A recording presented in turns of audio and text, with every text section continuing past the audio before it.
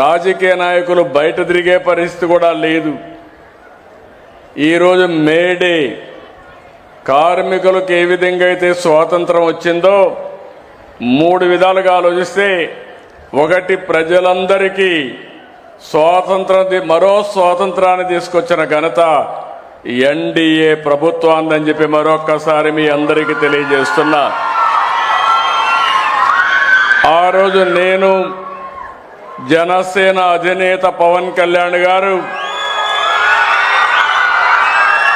ప్రధానమంత్రి నరేంద్ర మోడీ గారు ముగ్గురం కలిసి ఒకే హామీ ఇచ్చాం. ఆ హామీ ఈ రాష్ట్రాన్ని పునర్నిర్మాణం చేస్తామని, మళ్ళీ పూర్వ వైభవం తీసుకొస్తామని చెప్పాం. ఆ మాట కోసం, మేము ఇచ్చిన హామీని నిలబెట్టుకోవడం కోసం 2 సంవత్సరాలుగా దగ్గర 22 నెలలు అయింది. 23వ నెల ప్రతిరోజు లెక్క పెట్టుకుంటున్నాం, ప్రతి గంట లెక్క పెట్టుకుంటున్నాం, రాత్రింబగళ్ళు పనిచేస్తున్నాం. ఎక్కడా ఒక తప్పు జరగకుండా ఎక్కడ సమస్య ఉంటే ఆ సమస్యని పరిష్కారం చేస్తూ ముందుకు పోయే పరిస్థితికి వచ్చాం. ఈరోజు మొదటి తారీఖు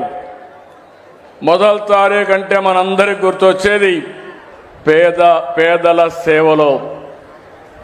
నేను ముఖ్యమంత్రిగానే కాదు, మంత్రులు, పార్లమెంట్ సభ్యులు, ఎమ్మెల్యేలు, కడాన ఎన్డీఏ కార్యకర్తలు కూడా సేవాభావంతో మీ అందరి దగ్గరికి రావడం, అధికార యంత్రాంగం తెల్లవారుజామున వచ్చి మీకందరికి గుడ్ మార్నింగ్ చెప్పి మీ చేతిలో డబ్బులు పెట్టి ఎక్కడా ₹1 అవినీతి లేకుండా పేదవాళ్ళ రుణం తీర్చుకోవడానికి పనిచేసే ప్రభుత్వం ఎన్డీఏ ప్రభుత్వం. ఈ విషయం మీరు గుర్తుపెట్టుకోవాలి. ఈరోజు ఇంకొక పక్క, ఈరోజు మనం చూస్తే కష్టజీవులు, మేడే అంటే గుర్తొస్తుంది శ్రమ దోపిడీ జరగకూడదని. ఈరోజు నందమూరి తారక రామారావు గారికి జన్మ ఇచ్చిన స్థలం ఈ స్థలమే, ఈ ప్రాంతమే. తెలుగుదేశం పార్టీలో చక్రం పెట్టాడు, నాగలి పెట్టాడు. ఇంకో పక్కన చూస్తే ఊరి పేదవాళ్ళ కోసం ఆ రోజే గుడిసె కూడా పెట్టి, ఇల్లు పెట్టి ఎంబ్లమ్నే డిసైడ్ చేశారు. ఆ రోజు ఆయన దూరదృష్టితో ఆలోచించాడు. పసుపు శుభం. ఏ వ్యక్తి ఏ మంచి పని చేయాలన్నా పసుపు లేకుండా ఆ కార్యక్రమం పూర్తి కాదు. పూజ చేయాలన్నా, పెళ్ళికి కానీ, పేరెంటానికి కానీ, ఏ కార్యక్రమం అయినా అలాంటి దూరదృష్టి కలిగిన నాయకుడు ఈ ప్రాంతంలో పుట్టడం మనందరి అదృష్టం అని చెప్పి కూడా నేను మీకు తెలియజేస్తున్నా. అలాంటి కార్మిక దినోత్సవాన్ని ఈరోజు మీకే కాదు, రాష్ట్రంలో ఉండే కార్మికులకందరికీ, దేశంలో ఉండే కష్టజీవులందరికీ మనస్ఫూర్తిగా మేడే శుభాకాంక్షలు తెలియజేస్తున్నా. ఈరోజు నేను చూస్తున్నాను మా పేదవాళ్ళందరిలో, ఈరోజు నేను వస్తున్నానంటే దారిలో కూడా చూశాను.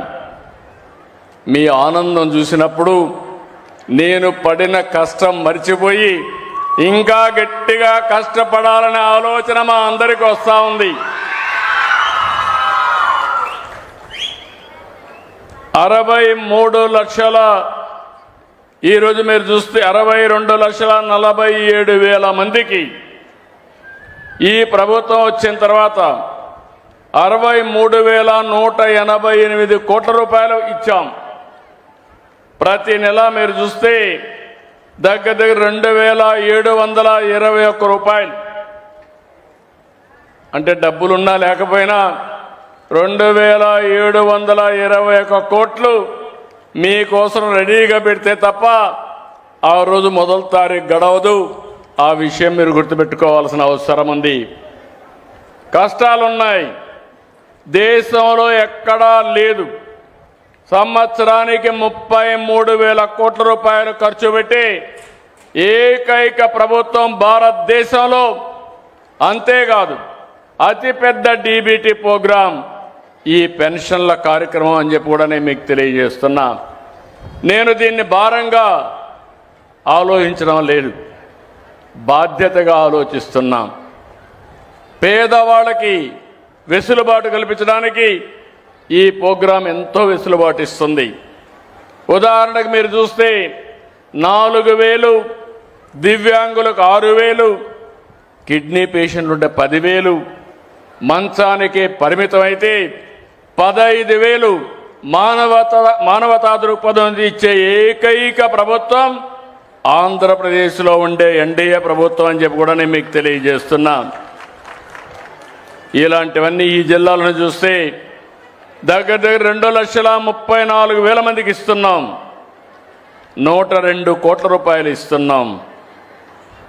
ఇంకో పక్క ఎవరైనా భర్త చనిపోతే ఎక్కడా ఆలోచించే పని లేదు, ఎంత డబ్బులైనా పర్వాలేదు, ఆటోమేటిక్గా మీకు పెన్షన్ ఇచ్చే కార్యక్రమానికి శ్రీకారం చుట్టాం. అయితే ఈరోజు ఇంకొక పక్కన మీరు చూస్తే ఇప్పటి వరకు లక్షల మందికి పింఛన్లు ఇచ్చిన, అన్నా క్యాంటీన్లో ఆకలి తీర్చిన, దీపంతో వెలుగులు పంచిన, అన్ని పేదల కోసం, కష్టజీవుల కోసమే చేస్తున్నాం. 263 అన్నా క్యాంటీన్లు ఏర్పాటు చేశాం. దీనివల్ల డ్రైవర్లు, కూలీలు, కార్మికులు, అసంఘటిత కార్మికులు మధ్యాహ్నం ప్రశాంతంగా భోంచేసే పరిస్థితి తీసుకొచ్చాం. లేకపోతే మీరు సంపాదించే డబ్బుల్లో సగం హోటల్ ఖర్చుకే సరిపోయే పరిస్థితి వచ్చేది. ఈరోజు నేను ఒకటే మీ అందరికీ విజ్ఞప్తి చేస్తున్నాను. మిమ్మల్ని చూస్తున్నాం, మండు టెండర్లో పనిచేస్తున్నారు, జోరు వనల్లో పనిచేస్తున్నారు, ప్రమాదకర పరిస్థితుల్లో పనిచేస్తున్నారు. అలాంటి కర్షక కార్మికులకి మనస్ఫూర్తిగా ధన్యవాదాలు, సెల్యూట్ చేస్తున్నానని చెప్పి కూడా నేను మీకు తెలియజేస్తున్నా. మీ కష్టం వల్లనే ఈరోజు సమాజం ముందుకు పోగలుగుతూ ఉంది, అభివృద్ధి జరగగలుగుతూ ఉంది. రైతులు పంటలు పండించగలుగుతున్నారు, అందరికీ తిండి పెట్టే పరిస్థితికి వచ్చారని చెప్పి కూడా నేను మీకు తెలియజేస్తున్నా. మన రాష్ట్రంలో 88 లక్షల మంది అసంఘటిత కార్మికులు ఉన్నారు. చిన్న చిన్న పరిశ్రమల్లో కానీ, పెద్దవి కానీ, చిన్నవి కానీ, అదే మరి షాపుల్లో కానీ ఎక్కడ పనిచేసినా వీళ్ళందరూ పనిచేస్తున్నారు. వీళ్ళందరి కోసం ఈరోజు చూస్తే దగ్గర 615 కోట్ల రూపాయలు మీ కార్మిక సంక్షేమానికి ఖర్చు పెట్టే పరిస్థితికి వచ్చాం. ఈరోజు నేను ఇక్కడ చూశాను ఒక మంచి కార్యక్రమం, లేబర్ అడ్డా. తెల్లవారితే వస్తారు, పని దొరికితే పనికి వెళ్తారు, పని దొరకకపోతే మధ్యాహ్నం వరకు వెయిట్ చేసి మళ్ళా ఇంటికి వెళ్తారు. ఇలాంటి సంఘటనలు చాలా ఉన్నాయి. వర్షం వస్తే షెల్టర్ లేదు, ఎండ వస్తే ఎండలోనే ఉండాలి. అలాంటి సందర్భంలో ఈరోజు ఆలోచించింది లేబర్ అడ్డా కింద మంచి అకామిడేషన్ కట్టి, ఎవరికి మనుషులు కావాలన్నా వాళ్ళు నేరుగా ఫోన్లో తెలియజేస్తే ఈ అడ్డా నుంచి మన కార్మికులకు అక్కడ పంపించే పరిస్థితి. ఇంకొక విషయం కూడా నేను మీ అందరికీ ఒకటే చెప్తున్నాను, ఈరోజు రోజులు మారాయి. ఒకప్పుడు శారీరకంగా కష్టపడేవాళ్ళం, ఇప్పుడు తెలివితేటలతో పనిచేయాలి. ఒకప్పుడు గట్టిగా తవ్వేవాళ్ళం, వ్యవసాయం కూడా మడకలు దున్నేవాళ్ళం. నారు మళ్ళీ వేయాలన్నా పాత రోజులు, నేను కూడా రైతు కుటుంబం నుంచి వచ్చాను కాబట్టి రైతు సమస్యలు తెలిసిన వ్యక్తిని, వాళ్ళ కష్టం తెలిసిన వ్యక్తిని మరొకసారి మీ అందరికీ తెలియజేస్తున్నా. అది చూసిన తర్వాత ఈరోజు మొత్తం కూడా ఆధునీకరణలో ముందుకు పోతున్నాం. నేను అందుకని ఒక కార్మికుడు కొడుకు ఎందుకు ఒక కంపెనీ ప్రారంభించకూడదు? ఒక కార్మికుడు శారీరక కష్టం కాకుండా ఆలోచన విధానంతో మార్పు వచ్చి అలాంటి నైపుణ్యాన్ని నేర్పించి ఆధునిక పనిముట్లు అతనికి అప్పచెప్తే ఇప్పుడు చేసే పని కంటే రెండింతలు మూడింతలు రెట్టింపుగా పని జరిగే పరిస్థితి వస్తుంది. దీనివల్ల కష్టం తగ్గుతుంది, ఆదాయం పెరుగుతుంది. అదే ఆలోచిస్తున్నా. అదే లేబర్ మినిస్ట్రీ చెప్పాను, కమిషన్కి చెప్పాను, ప్రపంచంలో ఉండే ఆధునిక పనిముట్లు తెప్పించండి. అవసరమైతే కొన్ని కంపెనీలను ఎంగేజ్ చేయండి. కన్స్ట్రక్షన్ కంపెనీలు కానీ అదే మరి పరిశ్రమలు కానీ ఎంగేజ్ చేద్దాం. నా లేబర్ అడ్డా రేపు రాబోయే రోజుల్లో స్కిల్ డెవలప్మెంట్ సెంటర్గా తయారై మా లేబర్కంతా ముందు చూపుతో మీ జీవితాల్ని ఆదుకునే బాధ్యత ఈ ప్రభుత్వం తీసుకుంటామని చెప్పి కూడా నేను మీకు తెలియజేస్తున్నా. పనుంటే పనికి వెళ్తారు, పని లేనప్పుడు ట్రైనింగ్ ఇస్తాం. అవసరమైతే ఆ రోజు ఏ విధంగా చేయాలని అది కూడా వర్కౌట్ చేయమన్నాను. మీకు అందుకని అన్న క్యాంటీన్ పెట్టాను. ఒకవేళ పని లేకపోయినా ఒక ఆటో డ్రైవర్ కూడా ఎక్కడెక్కడో తిరిగి మళ్ళా ఇంటికో ఎక్కడికో పోకుండా దగ్గరుండే అన్న క్యాంటీన్లో భోంచేసే పరిస్థితికి వచ్చాం, భోజనం పెట్టే పరిస్థితికి వచ్చాం. ఇంకో పక్క ఆటో డ్రైవర్కి కూడా 15,000 రూపాయలు సంవత్సరానికి డబ్బులు ఇస్తున్నాం. ఇవన్నీ ఎందుకు చేస్తున్నామంటే ఈ రాష్ట్రంలో ఏ ఒక్క వ్యక్తి, ఏ వృత్తిలో ఉండే వ్యక్తులు కూడా ఇబ్బంది పడకూడదు. నేను ఒకటే మీ అందరికీ విజ్ఞప్తి చేస్తున్నా. నా ఆలోచన ఒకటే.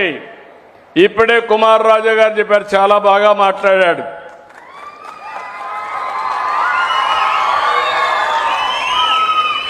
మాటలకు అభినందనలు. కానీ ఇప్పుడు మీరు చెప్పండి, బాగా పని చేస్తున్నాడా? పని చేస్తున్నాడు, చేతులు పైకెత్తండి. ఓకే, ఈరోజే ప్రారంభించాను. మీటింగ్లో అడగడం మా ఎమ్మెల్యే ఎట్లా పని చేస్తున్నాడని. మీరు చేతులు ఎత్తకపోతే ఎమ్మెల్యే కరెక్ట్ చేసుకోవాలి. ఎమ్మెల్యే కరెక్ట్ చేసుకోకపోతే మీ తరపున నేను ఉంటాను తప్ప ఎమ్మెల్యే తరపున నేను ఉండనని మరొకసారి మీ అందరికీ తెలియజేస్తున్నా. కుమార్ రాజా తెలుగుదేశం పార్టీ కుటుంబ సభ్యుడు. వాళ్ళ నాన్న మీకు అందరికీ ఐడియా ఉంది, వర్ల రామయ్య పార్టీ ఆఫీసులోనే ఉంటాడు. ఆయన్ని గౌరవించడానికి కుమార్ రాజాని ప్రమోట్ చేశాం. అయితే వాళ్ళ నాన్న పని చేసినప్పుడు ఎంట్రీ మాత్రం ఇచ్చాం తప్ప ఆయన పని చేయకపోతే మాత్రం నేను ఆయనతో ఉండనని మరొకసారి మీ అందరికీ తెలియజేస్తున్నా. నా కమిట్మెంట్ మీరు ఈ రాష్ట్రాన్ని నెంబర్ 1 రాష్ట్రంగా తయారు చేయాలి. తెలుగు జాతిని నెంబర్ 1 తెలుగు జాతిగా ప్రపంచంలో తయారు చేయాలని నా సంకల్పం. అలాంటప్పుడు ఎమ్మెల్యేలందరూ కూడా సమర్థవంతంగా పనిచేయాలి. మీ ఆనందం చూసా, మీ అభిమానం చూసా కుమార్ రాజాని అభినందిస్తున్నాను. ఇప్పుడు నిజంగానే అభినందిస్తున్నానని చెప్పి కూడా నేను మీకు తెలియజేస్తున్నాను. నేను అందుకే ఇది అవుతానే ఆఫీసర్స్ కూడా మీకే చదివినిపిస్తాను. ఎవరు పని చేస్తున్నారు, ఎవరు పని చేయలేదు, నేనేదో తయారు చేయడం లేదు. మీరిచ్చిన అభిప్రాయాలే వాళ్ళకు కూడా చెప్పి తప్పులుంటే కరెక్ట్ చేసుకోమనడం, ఒకవేళ కానీ బాగా చేస్తే అభినందించడం నా బాధ్యత. నిన్ననే నాకు మొన్న బాంబేలో ఒక అవార్డు ఇచ్చారు, business reformer of the year. అంటే మన రాష్ట్రంలో చేసే పనులన్నీ దేశమంతా గుర్తించింది. ఆ అవార్డు నాకు రాలా, రాష్ట్రానికి వచ్చింది, మంత్రులకు వచ్చింది. అధికార యంత్రాంగానికి వచ్చింది. నేను అందుకే వాళ్ళందరికీ అంకితం చేయడం కోసం నిన్న మీటింగ్ పెట్టి ఆ మీటింగ్లో మళ్ళీ వాళ్ళందరినీ భాగస్వాములు చేసి ముందుకు పోయాను. మీరందరూ గుర్తుపెట్టుకోవాలి, నేను ఒక టీం లీడర్ని, ఒక ముఖ్యమంత్రిని. టీం బాగా పనిచేస్తే నాకు బాగా మంచి పేరు వస్తుంది. నా టీంలో రాష్ట్రంలో ఉండే సెక్రటరీ మొదలుకొని ఈరోజు ఇక్కడ కరుణ గారు ఉన్నారు. ఆవిడ పెన్షన్లు ఇస్తుంది, ఊరూరు ఆవిడ రాదు.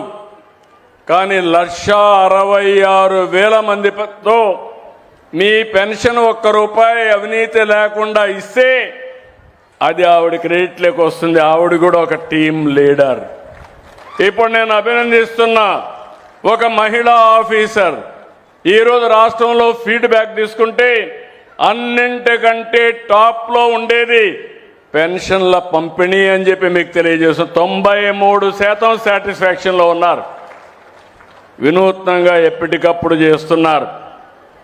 అదే సమయంలో ఈరోజు మీరందరూ గుర్తుపెట్టుకోవాల్సింది, ఇక్కడికి వచ్చినప్పుడు పోలవరం, అమరావతి నిర్మాణాలు, పారిశ్రామిక కారిడార్లు, లాజిస్టిక్స్, వ్యవసాయం, అగ్రిటెక్, ఈ విధంగా